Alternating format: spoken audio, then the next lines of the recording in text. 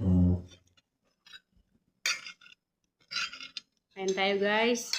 Guys, nakabuhi ang baka sa pastuhan. Nilagang baka at saka binagoong ang baboy. At saka binagoong ang hotdog o langgunisa nga kalamayan. Bulalord. Bulalord. Tapos may bulard. Kabalo mo guys, atong binabaligya sa tindahan nga uga. Katong uga bala nga isda balahaw. Sumona siya. Ang bulard. Kung sa Negros gani hay ang tawag hay bulard. Kung sa Udyungan naman, hay bayoy.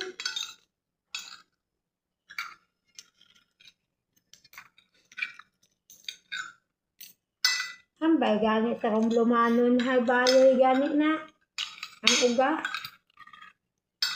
Kung sa Udyungan naman, kay hawot. Kung sa Negros naman sa taga Cebuano, hay bulad. Nabilad sa init eh. Yan. Diba? Una guys, tapos yung nagkaon silang baka nga nakabuhi sa pastuhan.